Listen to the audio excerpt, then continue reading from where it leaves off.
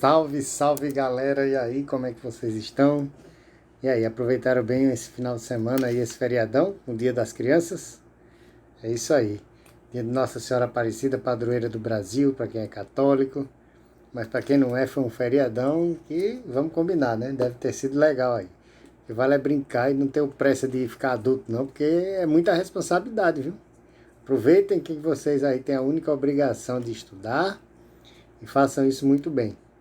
Bom, como vocês estão vendo, aí hoje a gente tem uma aula virtual e é sobre o formulário número 3, para ser mais preciso, uma correção do formulário número 3, ok? Então, assim, eu também aproveitei um pouquinho esse meu feriadão, viu? Eu tive a oportunidade de ir para o interior e tem algumas imagens aí nessa correção da gente que tem a ver com essa minha viagem aí. Pois bem, o formulário número 3 ele foi falando sobre a hidrosfera, né? Vocês estão vendo aí. E assim, o que me chamou a atenção antes de passar para a correção propriamente das questões daquele formulário, tá aí a data quando ele foi passado e tudo, é a participação das turmas, né? Então, o pessoal do sexto ano A, tá de parabéns aí pela participação. Nesse gráfico aí, pizza, que chama gráfico pizza, o sexto A corresponde a 60% das pessoas que participaram. E os outros também estão de parabéns, obviamente, o pessoal do sexto B e sexto C, porque eu estou dando parabéns a quem está participando, né? Então, quem está participando do B e do C recebe os mesmos parabéns de quem está participando do A, embora o pessoal do sexto ano A seja a maioria. Então, vamos começar? Vamos passar para a primeira questão aí do formulário. Bom, antes de falar propriamente das questões, vale lembrar para vocês que teve, assim, muitos erros. E é por isso que eu quero que vocês prestem bastante atenção, porque alguns erros aconteceram porque vocês não leram.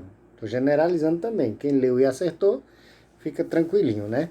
Eu sei que alguns de vocês já devem ter conferido as respostas no próprio formulário. Quando você termina de responder, você tem a condição de conferir as respostas. Mas eu vou fazer um breve comentário sobre essas questões.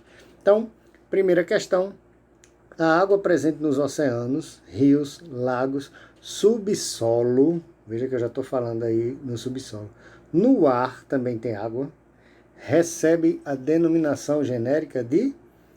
As opções foram atmosfera, biosfera, hidrosfera e litosfera. E a resposta correta, a maioria acertou, que foi hidrosfera. 80% dos alunos que responderam acertaram essa questão, eu fiquei satisfeito, né? Então, recapitulando, teve gente que respondeu atmosfera. A atmosfera é a camada de ar que envolve o nosso planeta. Eu estou perguntando pela camada de água. Biosfera tem a ver com seres vivos do planeta e litosfera tem a ver com solo, com o local onde a gente pisa, certo? Continuando, vale lembrar para vocês o seguinte também, que quando a gente fala em hidrosfera, tá aí ó, no próprio enunciado, oceano, rio, lago, certo? Então não é só a água do oceano que faz a hidrosfera, não. Aí eu tenho algumas imagens de rios, né? Essas duas imagens são do rio Amazonas, né? É um dos maiores rios do mundo, ok? E a gente tem que lembrar sempre disso. Quando a gente fala hidrosfera, observe essa primeira imagem, que é a de cima, que a gente está vendo o rio Amazonas entre nuvens. Então, essa água dessas nuvens aí também faz parte daquilo que a gente chama de hidrosfera, ok? Então, quando a gente fala em hidrosfera propriamente, a gente tem que levar em consideração toda a água que está na superfície, como a dos rios, dos lagos, mas essa água da chuva que tende a se infiltrar no solo também vai formar uma estrutura abaixo do solo que a gente chama de lençóis freáticos, água subterrânea, e elas também fazem parte da hidrosfera, assim como eu já falei da água proveniente das nuvens, da água que está nas nuvens. É bom que isso fique bem claro para vocês. Então vamos continuar para a segunda questão. A segunda questão é sobre os estados de agregação ou estados físicos da água. Então presta atenção, a água no planeta Terra encontra-se nos três estados físicos, beleza? Sólido, gasoso e líquido. Eu quero saber sobre a água líquida. Lembrando que existe água sólida na forma de gelo e água na forma de vapor, ou água gasosa que está na atmosfera, o vapor que está na atmosfera. Eu quero saber da água líquida. Então, ó, existe água líquida apenas nos oceanos? Não. Somente nos oceanos, lagos e rios. Teve algumas pessoas que marcaram essa. Seria nos lençóis freáticos, oceanos, lagos e rios. Opa, aí já botou mais uma coisa que são os lençóis freáticos. E na última, rios, lagos, geleiras e oceanos. Veja bem, só fazendo um comentário, um breve comentário sobre essa última questão, geleira é água sólida. Então essa resposta dessa questão ficou muito dividida, isso eu não gostei de fato, porque a resposta correta, a maioria acertou felizmente, mas foi uma maioria da turma que não foi a maioria, mais de 50% dos que responderam não, certo? Então não se esqueçam dos lençóis freáticos. Os lençóis freáticos também fazem parte da hidrosfera e respondem pela água líquida. Então a gente tem que parar de achar que é só no oceano que vai ter água líquida.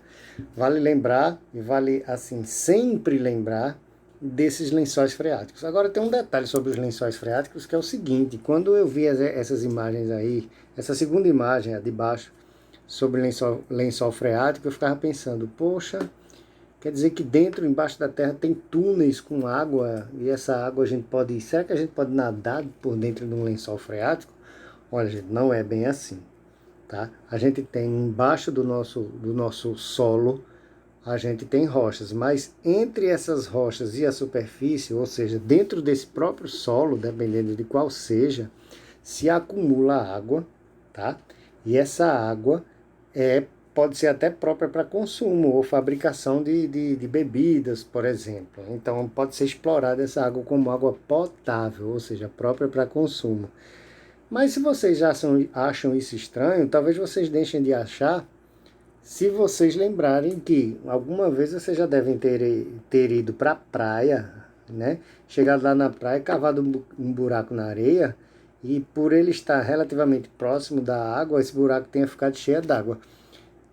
Igual essa ilustração que eu achei também na internet, que eu achei muito curiosa. Um bando de abestalhado do interior foram para a praia, chegaram lá, começaram a cavar um buraco de pá. Não sei se dá para observar que tem uma pazinha ali do lado, uma pazona, né? Pá de construção. E o objetivo deles era cavar o buraco mais fundo que poderia ser cavado por eles lá. Aí a polícia chegou, a brigada ambiental chegou, porque realmente a gente não pode sair escavando buracos por aí. Não sei se vocês sabiam disso, principalmente na praia. A gente não pode sair cavando buraco. Quando eu digo cavando buraco, é escavar mesmo, buraco fundo. Aquele buraco de brincadeira ali das crianças é perfeitamente aceitável. Mas no caso como esse, a Brigada Ambiental chegou para dizer que eles deveriam fechar esse buraco aí. Isso foi uma notícia de jornal, eu achei muito curioso, por isso que eu resolvi botar. Vamos passar para a terceira questão. Na terceira questão, eu estou falando da quantidade de água disponível no planeta, própria para consumo. Ou seja, se a água é própria para consumo, ela não é salgada. E a maior parte da água do planeta é salgada. Então, gente, eu não gostei muito dos erros que eu vi aí, não. Então, veja só. Teve gente que marcou a letra A. A água disponível no planeta adequada ao consumo equivale a 97% do total. Gente, 97% é quase 100%, é muita coisa, é quase tudo. Será que toda a água que existe no planeta está própria para a gente consumir? Não, porque justamente a maior a maior quantidade de água disponível no planeta é salgada, ou seja, imprópria para o consumo. Então observe que a resposta correta está em verde aí, ainda bem que a maioria, ainda assim, a maioria acertou, mas cuidado com essa pergunta aí, viu, gente? Não é bem assim, não.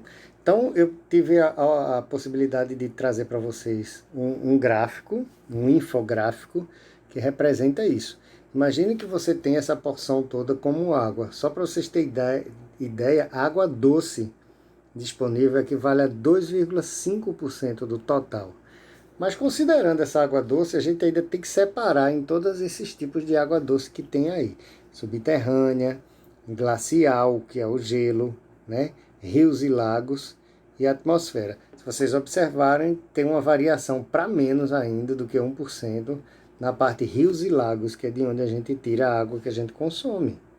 A gente tira geralmente de rios e lagos e um pouco de água subterrânea. Ainda assim, por esse gráfico aí, não dá nem 1% diferente da resposta aí, que era para ser menos de 1%. Mas, como não é uma coisa muito exata, é perfeitamente possível a gente ter esse tipo de observação, né, na questão. A mesma coisa tem a ver com essa quarta questão aí, que é sobre a quantidade de água presente no nosso corpo. Quanto você que está aí vendo essa videoaula tem de água disponível no seu corpo. Então, assim, também teve uma quantidade significativa de erro, que eu não gostei, tá? Mas, ainda assim, a maioria acertou. A maior parte do nosso corpo é formada por água, mas também não chega a ser quase tudo, ou seja, não chega a ser 97% de água, mas também não é 50% ou menos, é uma quantidade relativa que é 70%. Inclusive eu achei uma imagem que não está 70%, está 74%. Como eu falei para vocês, é aquela história de valor exato, né? Não dá para a gente mensurar ao pé da letra mesmo. Então, 70% do nosso corpo é água. Não pense que é só a parte de baixo que é água, a parte de cima que não é, porque essa água está espalhada por todas as partes do nosso corpo. E só para vocês entenderem, quando eu digo todas as partes do nosso corpo, é porque todos os órgãos, de maneira geral, eles têm água. Até no osso a gente vai encontrar água. Você pode até pensar que o sangue é a parte do nosso corpo que mais tem água, mas não é. A parte do nosso corpo que mais tem água são as juntas entre os ossos, tá certo? Observe aí. A gente tem água no cérebro, a maior parte do cérebro, 75% dele é água. Do coração, 75%. Dos pulmões, 86%. Eu falei junta, mas é o pulmão, né? Pulmão e fígado tem mais água. Rim também tem bastante água, 86%. Né? Mais do que no próprio sangue, ok? Então, você não precisa se deter nesses valores que estão aí, não. É só para, assim, a gente estabelecer uma curiosidade sobre a presença da água no nosso corpo e o quanto ela é importante. Vamos passar para a próxima questão. Quinta questão. O processo pelo qual uma substância passa do estado sólido para o gasoso. Gente, essa aí... preste atenção na leitura. Tá? Preste atenção nos gráficos. Observe que eu estou perguntando o processo pelo qual uma substância passa do estado sólido para o estado gasoso. Do sólido para o gasoso. É como se fosse o gelo se transformar direto em vapor, sem virar líquido. Mas não é só para o gelo, não. Essa característica não é do gelo, não. Essa característica é de outras substâncias. Mas eu vou mostrar para vocês. Então a gente confunde esse processo, porque falou em gasoso, a gente confunde com vaporização, porque se está virando vapor, só pode ser vaporização. Depende de onde vem. Se é um líquido que está passando para vapor, aí sim é vaporização. Né? Exemplo, a água, quando a gente ferve, é um processo de vaporização. A roupa secando no varal, ou seja, toda a água que tinha na roupa, ela simplesmente vaporiza. Então é vaporização, o nome já está dizendo. E a própria produção do sal. Produção do sal, só para vocês entenderem, é a água do mar, tá? Colocada em reservatórios gigantescos e bem rasos. Aí essa água vai evaporando e o sal vai ficando. E as pessoas que trabalham nas salinas juntam esse sal, tá? Como vocês estão vendo aí, em montanhazinhas de sal. É um dos piores trabalhos que tem, gente. A pessoa que trabalha na salina, ela tem muitos problemas de saúde, tá certo? Ela tem deficiência visual, porque ela fica com esse branco na vista tão forte, tão forte, tão forte, que termina atrapalhando a vida dela. Ela tem problema de ressecamento de pele em função da exposição ao sal. É bem complicado esse trabalho aí. Tem trabalhos muito complicados também, mas esse é um deles, tá? Então, quando eu falar isso para vocês, vocês têm que entender que essas três imagens aí estão mostrando o que é uma vaporização, ou seja, passando do líquido para o vapor. Mas eu não perguntei isso. Eu perguntei passando do sólido diretamente para o estado de vapor. Então, existem umas pedras que a gente pode encontrar e tem equipamentos para isso, para direcionar essa sublimação, que são as chamadas pedras de gelo seco. Não é um gelo comum, tá certo? É um tipo de elemento à base de gás carbônico que está no formato, em estado físico sólido, e ele começa a virar vapor, certo? Então essa fumacinha que vai saindo aí não é água, é uma fumacinha à base de gás carbônico. E pode ser perigoso, tá? Tem gente que coloca em piscinas. Eu peguei essas imagens aí na internet e eu estava pesquisando gelo seco em piscina. Aí caí nessas imagens aí. A Ivete Sangalo e a família dela. Gente, isso aí que ela está fazendo é altamente perigoso. Na Rússia, por exemplo, acho que alguns meses atrás, uma mulher foi fazer esse tipo de coisa numa festa de aniversário dela. Aí ficou uma nuvem cheia de gás carbônico. Lembrando que a gente respira o quê? Oxigênio. E as pessoas que estavam dentro da piscina tentaram puxar oxigênio para respirar, não conseguiram porque essa nuvem estava muito forte e terminaram morrendo. Algumas pessoas terminaram morrendo por conta da exposição a esse gás carbônico. Não que você cheirando isso você vai morrer, não é isso. Mas se faltar oxigênio para respirar, você pode morrer, evidentemente. Outro exemplo de sublimação é a naftalina, aquelas bolinhas que o pessoal joga dentro de guarda-roupa para não mofar as roupas. Então aquelas pedrinhas, ou então a gente vê no banheiro masculino, na parte onde a gente faz xixi, tá? Então a naftalina, com o tempo, ela vai diminuindo, passando diretamente do estado sólido para o estado de vapor, ok? Continuando, sexta questão. Na sexta questão a gente está falando sobre um processo chamado de liquefação. Gente, se vaporização tem a ver com vapor, ou seja, de fazer vapor, liquefação tem a ver com o quê? Fazer líquido. Então, a resposta que eu estava esperando de vocês era transformação do estado líquido, tá certo? Para o estado líquido, perdão. A maioria acertou, respondeu o primeiro item, mas ainda teve muita gente que respondeu diferente. A segunda resposta, por exemplo, é do líquido para o sólido. Gente, é liquefação, é para fazer líquido, para terminar sendo líquido. Então não pode terminar em sólido, ou seja, as respostas do segundo item estão erradas. Não pode terminar em gasoso e a última também está terminando em sólido. Então a única que terminava em líquido era a primeira alternativa, que seria a letra A. A maioria respondeu. Isso aí eu achei legal. Pois bem, então essa liquefação de transformar em líquido pode ser a partir do vapor. Então essas gotículas que tem no copo, quando a gente coloca alguma coisa gelada, são partículas que vêm do ambiente e termina batendo nessa superfície fria e virando líquido. É uma liquefação ou condensação, tá certo? E aí a gente tem outros exemplos também. O gelo derretendo é outro exemplo de liquefação. Então basta formar líquido que a gente já pode chamar de liquefação. Tá claro, gente? Outra utilidade dessa palavra liquefação é o GLP. Então, reconhecendo essa figura, né? O gás de cozinha. Então, o GLP é o gás liquefeito de petróleo. Ele é um gás que está sendo colocado sob pressão dentro do botijão. E aí a pressão é tão grande que junta as moléculas do vapor, ou do gás, né? Perdão, formando um líquido.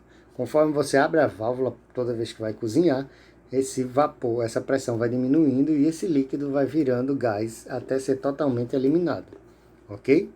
E o fato dele não ser totalmente cheio é porque a pressão só precisa ser regulada até certo ponto. Passou disso, corre o risco do bujão estourar, ok?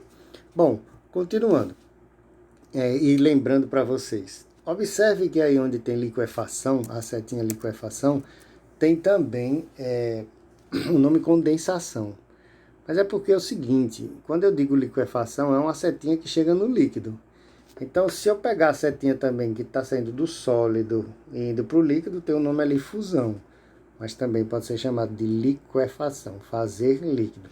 Gente, de tanta coisa que eu falei, basta vocês olharem para essa gravura aí, que fica mais fácil de vocês compreenderem o significado. Ok? Próxima questão, a sétima questão, foi sobre o processo pelo qual a água, em forma de vapor, forma nuvens na atmosfera. Veja bem, eu tenho vapor e eu estou formando nuvem. Primeiro, vamos recapitular. A nuvem, ela é água líquida ou até mesmo sólida. Poxa, professor, mas se ela é água líquida, como é que ela fica lá em cima? Gente, Do mesmo jeito que a poeira, que é sólida, fica suspensa no ar durante muito tempo. Ah, professor, mas a poeira cai. Sim, e a água da nuvem também tende a cair, ok?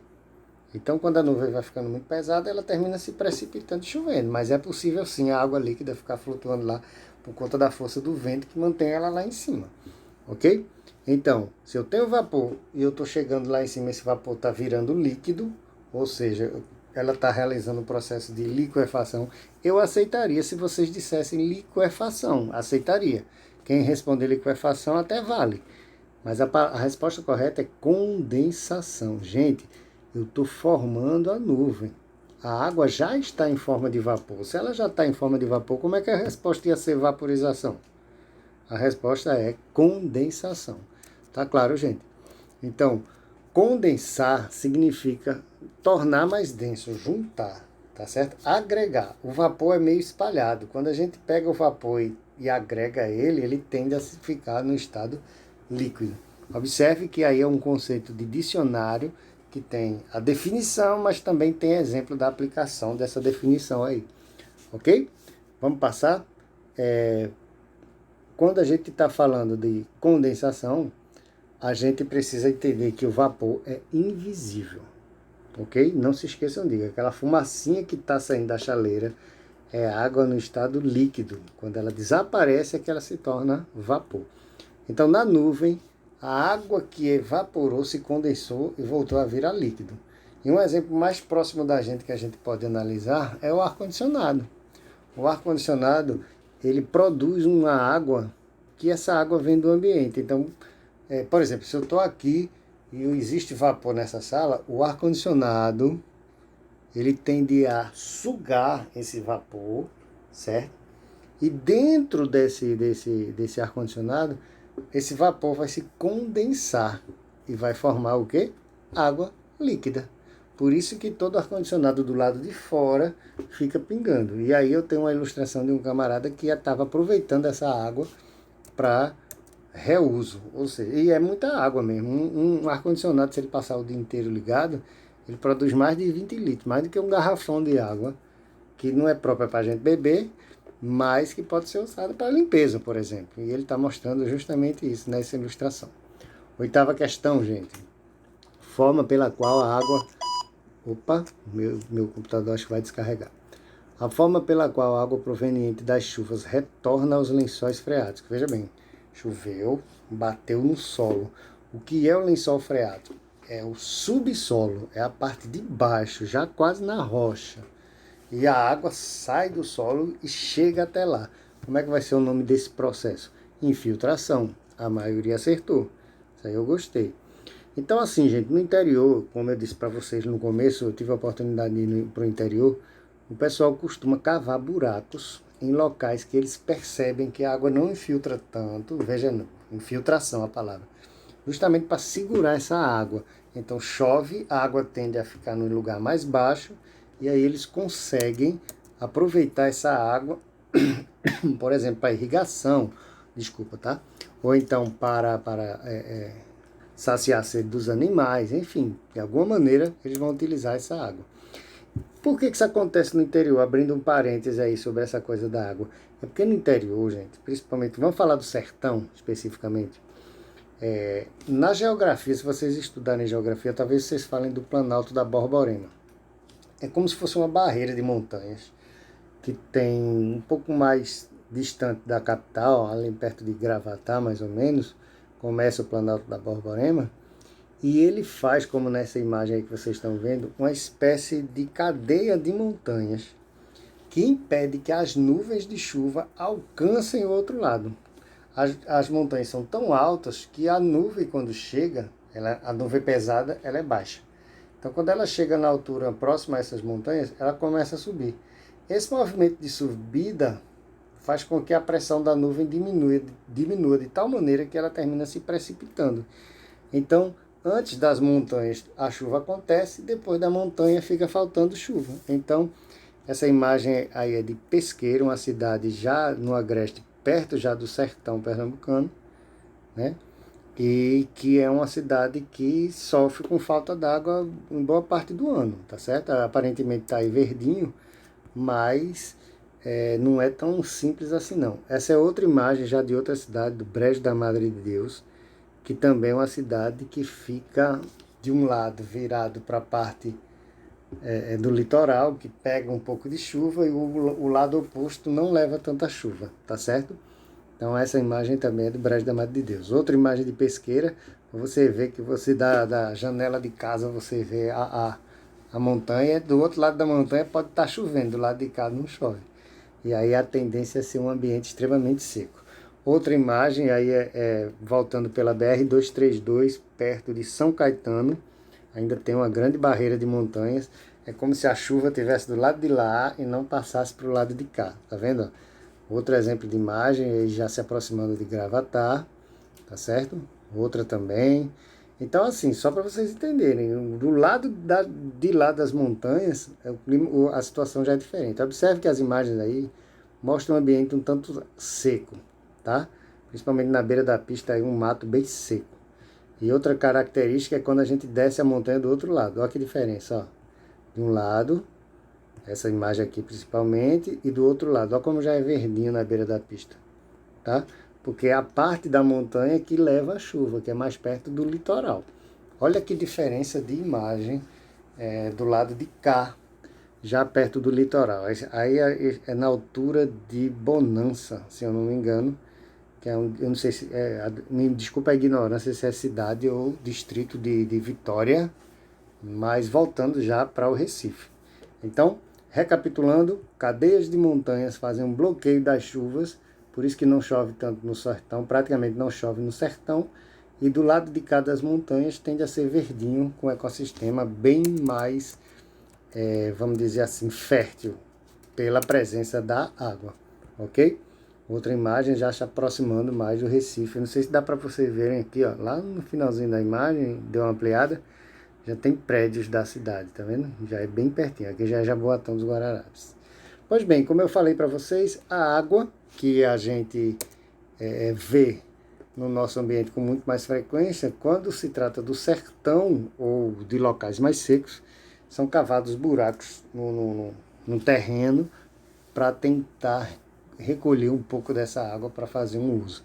E às vezes a gente pode parecer que daí não sai a água, mas aí, professor, só tem uma laminha. Mas é isso mesmo, é essa água que se aproveita para fazer irrigação ou até para saciar a sede de animais.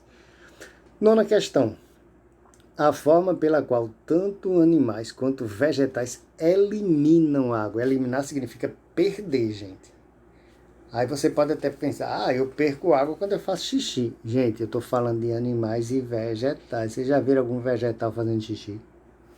Então a resposta esperada aí era justamente a transpiração, certo? Alguns vegetais são capazes de transpirar pouco, outros são capazes de transpirar muito. Aí, por exemplo, eu tenho uma imagem também lá em Pesqueira de uma plantação de mamão, tá? E o mamão é um tipo de planta que transpira muito. Então, se ela transpira muito e se ela precisa de água 3 vezes por semana, como é que você faz num lugar como esse? Você vai ter que... Eita, aí sou eu. Tá vendo esse cara? Sou eu. Você, para poder chegar na plantação de mamão e o mamão se desenvolver, ele ainda está pequenininho aí, é necessário você fazer um processo chamado de irrigação. Então, nessa imagem tem um canozinho pequeno de água, parecido com o que a gente vê na rua, ou que a maioria tem em casa, alguns nem tem em casa, mas a maioria tem. Aí desse cano saem pequenas mangueirinhas mais fininhas que jogam água, espalhando essa água para todo o terreno. E se vocês observarem nessa imagem, tem um pequeno filamento saindo desse cano preto aí. Esse cano preto é aquele mesmo cano que está aí nessa figura, tá vendo? Mais estreito do que o cano comum. E dele sai um filamento, pois a água que vai para cada plantinha é um filamento desse. Aí derrama uma quantidade menor de água para cada planta para tentar aproveitar ao máximo essa água. Então, ao contrário do que a gente pensa, não é o xixi que é a maneira na qual a gente perde mais água, não, tá? A gente perde mais água pelo processo de transpiração. Peraí, professor, olhando por essa imagem aí, a gente percebe que o gado, o ser humano, coloca muito mais água quando faz xixi do que propriamente quando transpira. vocês aqui pensam, lembram do exemplo que eu coloquei do ar-condicionado, que consegue encher 20 litros de água ao longo do dia? Nosso corpo é praticamente a mesma coisa. A gente vive eliminando vapor o tempo todo sem parar. Eu estou dando aula para vocês aqui, eu estou eliminando vapor e não estou fazendo xixi. Então, querendo ou não, lembre-se disso. A forma pela qual a gente perde mais água é a transpiração. Alguns vegetais são adaptados para não perder essa água. São os cactos, tá certo? Então, esse é um exemplo de cacto que, inclusive, é utilizado para alimentação de gado. Aí é ele pequenininho, né? E o gado característico da região Nordeste chama-se mandacaru, ok? Tem até uma música de Luiz Gonzaga que fala sobre isso, mandacaru. Outro exemplo de planta também adaptada a não perder tanta água é o bom e velho abacaxi. Aí eu também tive a oportunidade de ver os abacaxis pequenininhos, desse tamanho, que eles vão se desenvolver ainda, ok? E a palma é outro tipo de planta de cacto, né? Que é cortada desse jeito, colocado em saco e serve para alimentação do gado. Tudo isso eu vi lá em Pesqueira também. E aí eu tive a oportunidade de ver que o gado o bicho é sem vergonha, né? Eles comem a palma e eles comem farelos também. Aí eles, quando é colocada a palma para eles, que é esse tipo de planta, no instante eles comem e o farelo eles deixam por último, né? Essa imagem aí foi uma foto que eu tirei pouco depois de se colocar a palma para eles comerem. Quando eu fui tirar a foto já não tinha mais palma, que eles já tinham comido tudinho, só tinha o farelo. Enfim, última questão para a gente encerrar. Os animais são os únicos organismos que assimilam água na forma citada abaixo. Então, qual é a maneira que a gente obtém água? Qual é a maneira que a gente obtém água? Ingestão, ok? A resposta correta para essa última questão era justamente a ingestão. Absorção, não. Animal não absorve, animal bebe água, tá certo? Excreção é perder água, não é ganhar. E transpiração, que é suar, também é perder água, não é ganhar. Entenderam por que a resposta é ingestão? Então, cuidado quem respondeu as outras alternativas aí, ok? Foram 22 pessoas que responderam corretamente do universo de 40. Então, um pouquinho mais que a metade, certo? Vamos corrigir isso aí, vamos gravar isso aí, para que a gente não erre no futuro. Aí a imagem da vaquinha bebendo um pouco da água, né? Praticamente nenhuma mais, né?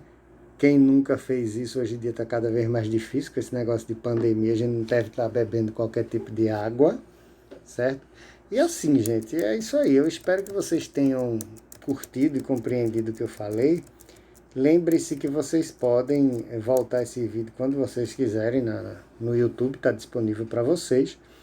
Hoje vai ter um textozinho para vocês copiarem, tá? Algumas questões, se eu não me engano, certo? E eu espero que vocês tenham curtido aí. Mas dá uma voltada assim, se vocês dão um retrocesso aí, para poder conferir alguma coisa que talvez vocês não tenham entendido, tá certo? Então, por hoje é só, que não é só, foi a aula mais extensa que a gente teve, mas mais em função das imagens que eu trouxe para vocês. Eu espero que vocês tenham curtido e tchauzinho, até a próxima. Só lembrando que eu já tinha falado desse tipo de animal no 7º ano, e ó, ele tá dando tchau assim, ó, mas tem uma diferença dele pra gente que é essa aqui, ó. Nós temos o dedo polegar oposto, que nos dá a possibilidade de segurar as coisas, né? Diferente dele, que é tudo armado assim, ele não consegue mexer esse dedo a ponto de fazer isso aqui, ó. Ele não faz, ok? Mas mesmo assim ele tá dando tchau igual a eu. Tô dando tchau para vocês. Até a próxima. Eu espero que vocês tenham curtido, viu, gente? 34 minutos de aula. Até a próxima.